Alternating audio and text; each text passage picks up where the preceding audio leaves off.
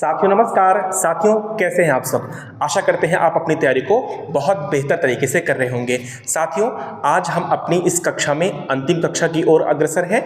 आज की हमारी ये जो कक्षा है वो पुष्यभूति वंश के एक शासक हुए थे हर्षवर्धन के साथ ही हमारा यह द्वितीय सेमेस्टर समाप्त हो जाएगा, जो कि है प्राचीन भारत का राजनीतिक इतिहास। आज ये आपकी अंतिम कक्षा है, इसके बाद से आपकी ये कक्षा समाप्त हो जाएगी। फिर लास्ट में मैं आप सभी के सामने मॉडल पेपर लेकर उपस्थित होऊंगा, जिसको आप करके अपनी तैयारी को और बेहतर कर पाएंगे। तो आज हम आपके सामने चर्चा करेंगे पुष्यभूति वंश से संबंधित शासक, क्या नाम है उनका, हर्षवर्धन। ये आपके एग्जाम की दृष्टि से बेहद ही महत्वपूर्ण शासक हैं।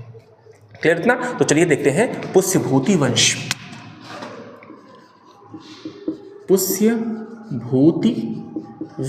और इसमें जो हम पढ़ेंगे, जो हमारा मेन उद्देश्य पढ़ने का है वो है हर्षवर्धन। तो थोड़ा सा समझ लेते हैं कि पुष्यभूति वंश कहाँ पर स्थापित हो रहा है, ठीक है, कैसे इसकी स्थापना हो रही है।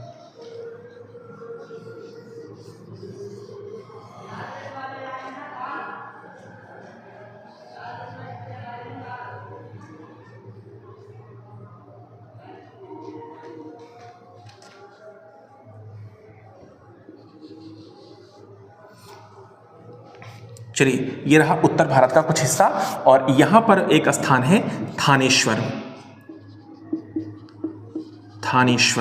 और इसके पहले हमने देखा था कि यहां पे क्या था, मगध। और मगध क्षेत्र से ही जो राजधानी है पाटलिपुत्र से ही इसके पहले का जो महत्वपूर्ण वंश था गुप्त वंश से संचालित हो रहा था। लेकिन जैसे ही गुप्त वंश का पतन होता है तो फिर से पुनः भारत जो है, उत्तर भारत, वो पुनः छोटे छोटे टुकड़ों में बढ़ जाता है, पुनः जो है विकेंद्रीकरण का रूप धारण कर लेता है। और उस विकेंद्रीकरण को जो दूर करने का काम किया, वो जब हर्ष का काल स्टार्ट होता है उसके बाद से ही यह जो शासन क्षेत्र है, यह जो स्थान है, फिर से केंद्रीय रूप धारण करने का काम करता है।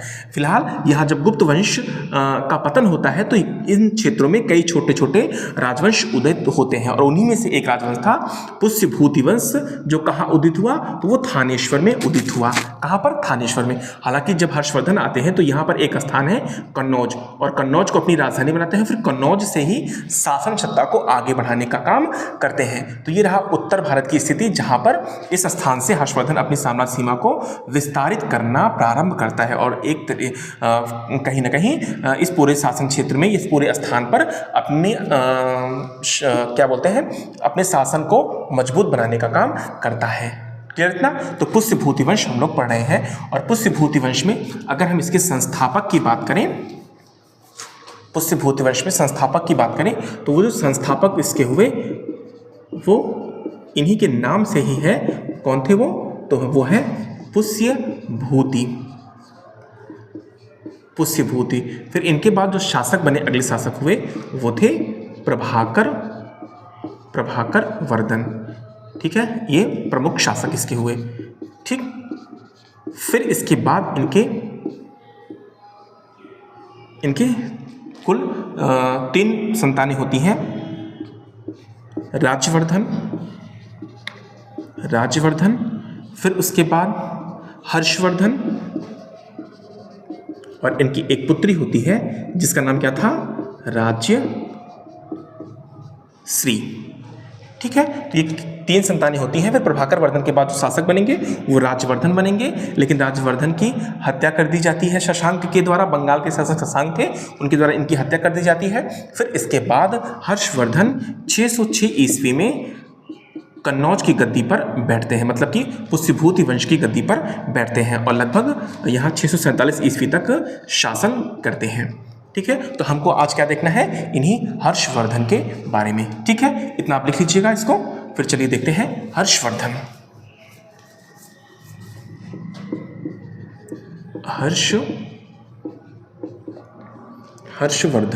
606 से 647 ईस्वी। ठीक, इसमें लिखिएगा कि गुप्त वंश के पतन के बाद जिस राजनीतिक राजनीतिक विकेंद्रीकरण का जन्म हुआ, विकेंद्रीकरण का जन्म हुआ, उसका अंत हर्ष के राज्यारोहण के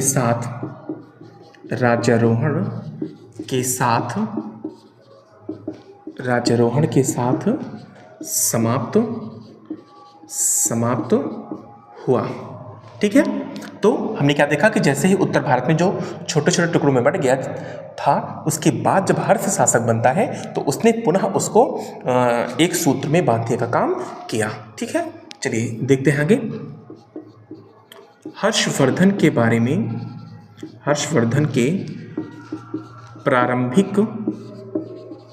प्रारंभिक जीवन के बारे में जानकारी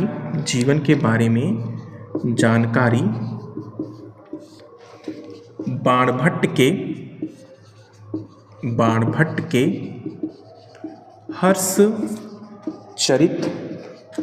हर्षचरित से प्राप्त होती है।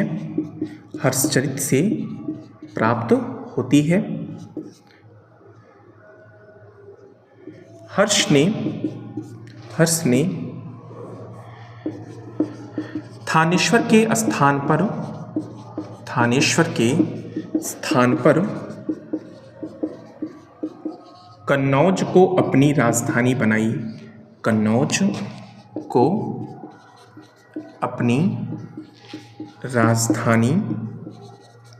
राजधानी बनाई।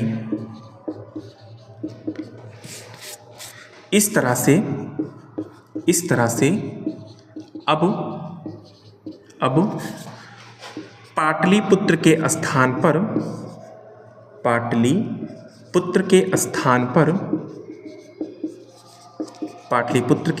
पर उत्तर भारत का राजनीतिक केंद्र कन्नौज हो गया। ठीक है, मतलब इसके पहले जो पाटलिपुत्र पूरे उत्तर भारत को या भारत को प्रतिनिधित्व दे रही थी, तो अब जो है हर्षवर्धन के समय कन्नौज उत्तर भारत की राजनीतिक सत्ता का केंद्र बिंदु हो जाता है। ठीक है, तो इस तरीके से हमने देखा कि कैसे जो है हर्षवर्धन जो है इस विकेंद्रीकरण की स्थिति को समाप्त करके उत्तर भारत की जो राजनीति है उसको फिर से जो है केंद्रीय रूप प्रदान करने का काम करता है। ठीक है, तो चलिए इसको आप लिख लीजिए, फिर चलते हैं अगले स्लाइड पे। चलिए अब हम देखते हैं हर्ष का विजय अभियान। ठीक है, तो इसमें लिखिएगा कि हर्ष के विजय अभियान के बारे में जानकारी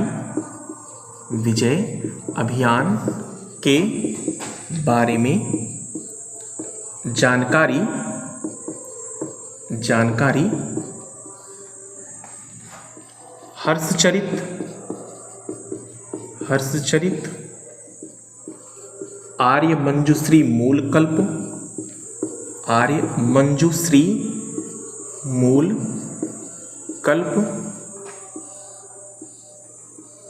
तथा ह्वेनसांग के विवरण से होती है। ह्वेनसांग के विवरण से होती है,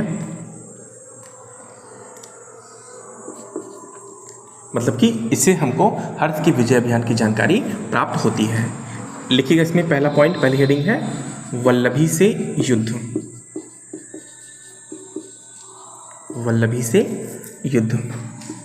लिखिएगा वल्लभी पर इसने आक्रमण करके यहाँ के शासक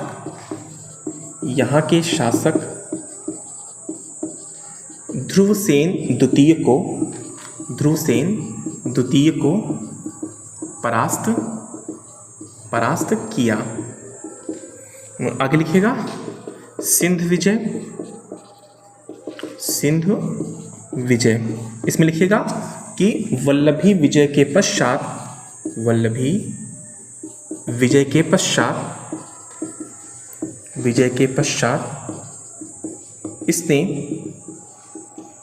इसने सिंध पर विजय प्राप्त की। वेनसांग के विवरण से पता चलता है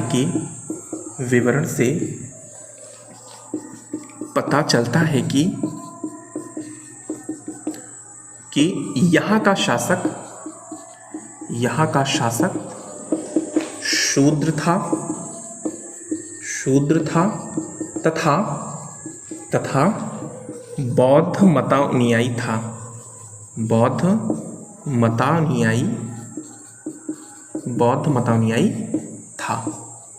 ठीक है, तो ये रही उसकी वल्लभी से युद्ध और सिंध विजय। इसको लिख लीजिए, फिर चलते हैं अगले स्लाइड पे। चलिए, उसका जो अगला अभियान है वो है पुलकेशिन द्वितीय के विरुद्ध अभियान। पुलकेशिन द्वितीय के विरुद्ध अभियान। ठीक है, इसमें लिखिएगा इस युद्ध की जानकारी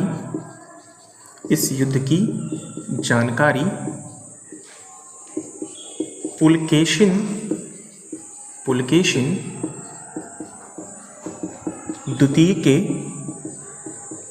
द्वितीय के ऐहोल अभिलेख से होती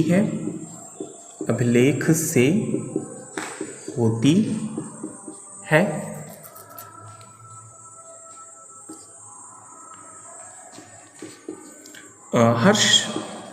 हर्ष अपने साम्राज्य का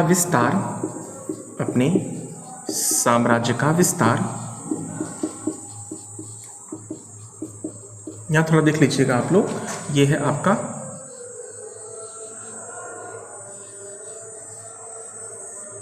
उत्तर भारतीय क्षेत्र। ठीक है, और यहाँ पर हम देखते हैं कि नर्मदा नदी निकल कर बह रही है और यहीं पर है वातापी का चालुक्य वंश, और यहाँ पर कौन शासक है? तो यहाँ पर शासक है पुलकेशिन द्वितीय। ठीक है, और हर्ष कहाँ है? कन्नौज का शासक हर्ष है। और हर्ष क्या कर रहा है? अपनी साम्राज्य सीमा में विस्तार करते हुए कहाँ बढ़ा है? दक्षिण की ओर। और दक्षिण की ओर जब बढ़ता है तो इधर से उसको पुलकेशिन द्वितीय का सामना करना पड़ता है। और इसी नर्मदा नदी के तट पर दोनों के मध्य युद्ध होता है। और इस युद्ध का परिणाम क्या होता है कि पुलकेशिन द्वितीय युद्ध जीत जाता है और हर्षवर्धन युद्ध हार जाता है। और फिर दोनों के मध्य क्या होती है? संधि होती है। और संधि के पश्चात इसी नर्मदा नदी को दोनों की सीमाएं मान ली जाती हैं। क्लियर इतना? तो लिखिएगा, हर्ष अपने साम्राज्य का विस्तार दक्षिण की ओर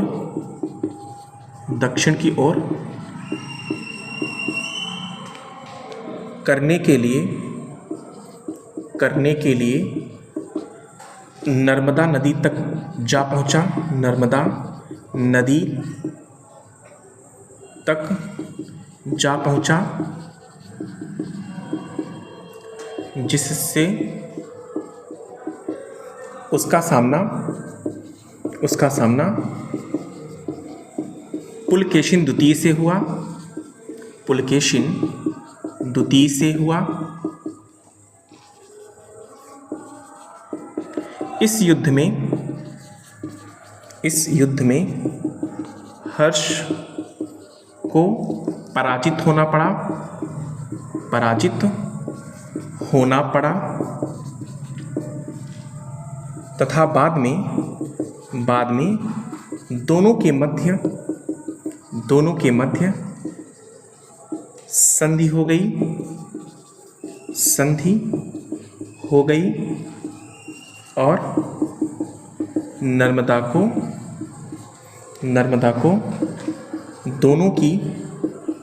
दोनों की साम्राज्य सीमा मान ली गई। साम्राज्य सीमा मान ली गई।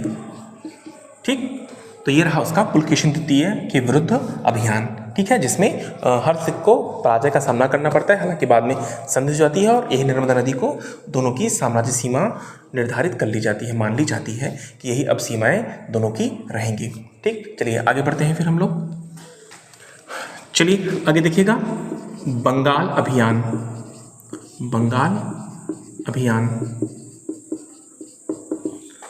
हर्ष ने बंगाल अभियान के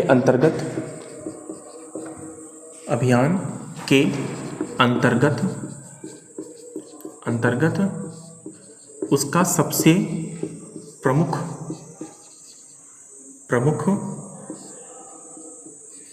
प्रतिद्वंद्वी शासक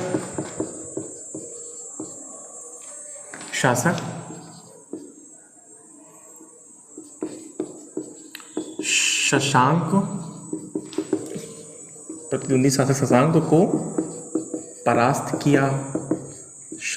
को परास्त किया। ठीक है, तो शशांक कौन था? जिसने राज्यवर्धन की हत्या कर दी थी, तो वो उससे भी बदला लेते हुए उसको परास्त करता है और उसको मार डालता है। ठीक, आगे लिखिएगा, हेडिंग लिखिएगा, साम्राज्य विस्तार।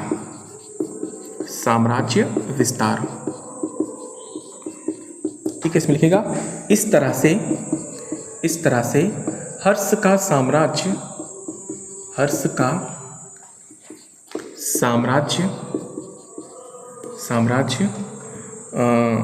उत्तर में कन्नौज से लेकर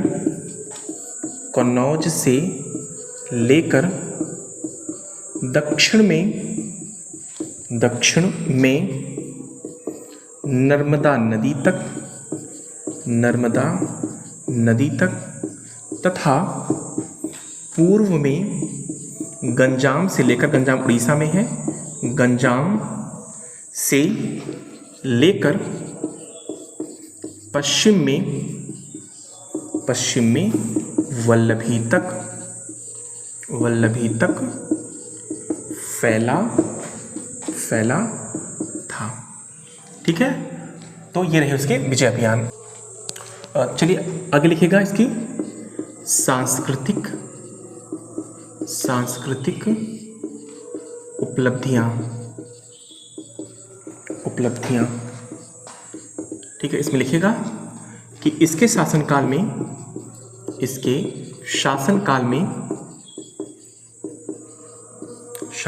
में चीनी यात्री हुएनसांग भारत आया था। हर्ष ने एक दूत मंडल चीन भेजा था तथा 2 दूत मंडल उसके दरबार में आए थे।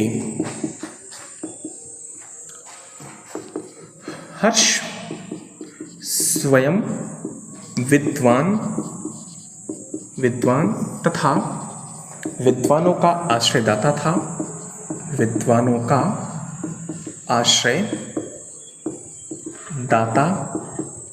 था।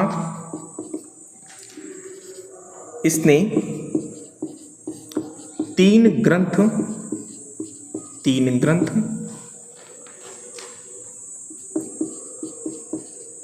प्रियदर्शिका, रत्नावली तथा नागानंद की रचना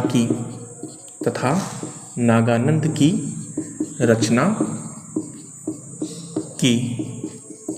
इसके दरबार में बाणभट्ट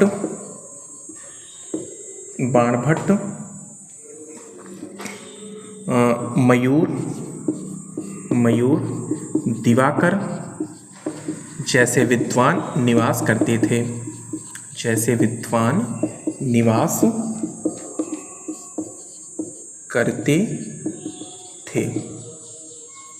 ठीक है, तो ये रही इससे संबंधित जानकारियाँ, इसकी सांस्कृतिक उपलब्धियाँ। साथियों, ये रही हमारी आज ये बीए द्वितीय सेमेस्टर के अंतर्गत प्राचीन भारतीय इतिहास, जिसको हमको पढ़ना था 6वीं शताब्दी ईसा पूर्व से लेकर 647 ईस्वी तक। तो हमारी आज ये अंतिम कक्षा थी। आशा करते हैं आपको सारी क्लासेस अच्छे समझ में आई होंगी और आपने सारे वीडियो को अच्छे से देख लिया होगा।